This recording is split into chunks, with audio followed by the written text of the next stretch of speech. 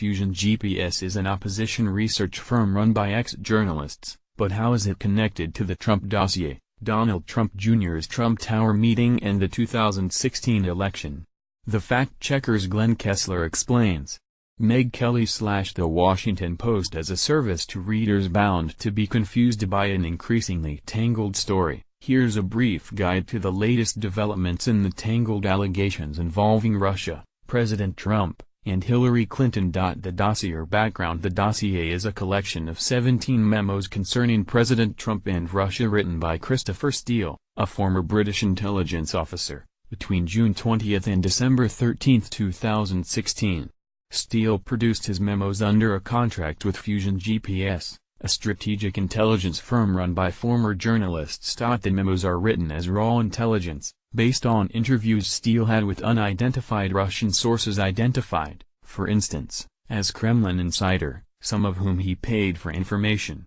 Raw intelligence is essentially high-grade gossip, without the expectation it would be made public unless it is further verified. The memos, among other things, allege the Russian government had been seeking to split the Western alliance by cultivating and supporting Trump and also gathering compromising information, compromat, on him in an effort to blackmail him.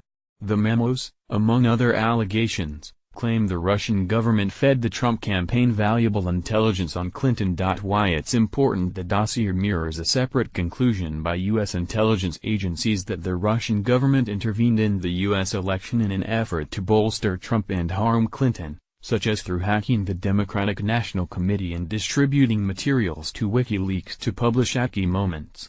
As the official declassified report stated, we assess Russian President Vladimir Putin ordered an influence campaign in 2016 aimed at the U.S. presidential election. Russia's goals were to undermine public faith in the U.S. democratic process, denigrate Secretary Clinton, and harm her electability and potential presidency. We further assess Putin and the Russian government developed a clear preference for President-elect Trump. We have high confidence in these judgments. Russian President Vladimir Putin intensely disliked Clinton because he was convinced that when she was Secretary of State she had promoted anti-Putin, pro-democracy efforts in his country. The FBI considered the information gathered by Steele to be of sufficient importance that it considered paying him for his research, although it later dropped the idea. What's new? The DNC and Clinton campaign were revealed as the Democratic donors who paid Fusion GPS for Steele's research. Technically, Perkins Coie, the law firm of Mark Elias, an attorney representing the Clinton campaign and the DNC, funded the research.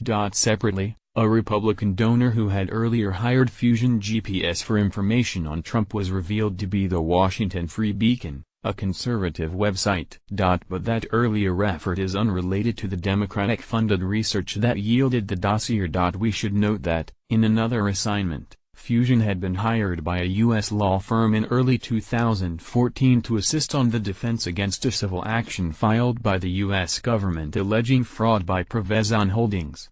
Privezon is owned by Denis Kotsev, the son of a senior Russian government official. Why is that relevant?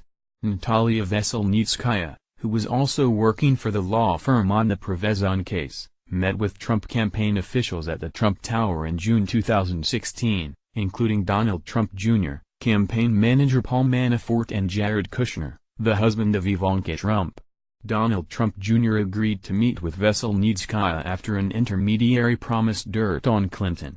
She arrived with a memo containing talking points that had been previously shared by Yuri Chaika, Russia's prosecutor general who is known as a master of compromat. What's controversial? The Trump White House has tried to use the connection between the dossier and Clinton to claim that this shows that rather than Trump colluding with Russia, Clinton colluded with Russia.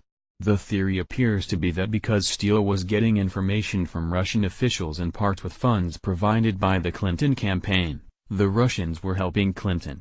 But that ignores the fact that DNC emails, as well as the email account of the Clinton campaign chairman, were hacked and then published by WikiLeaks as part of the pro-Trump Russian operation identified by U.S. intelligence agencies. Steele started producing his memos in June 2016, about the same time that intelligence agencies began investigating possible ties between Russia and people close to Trump.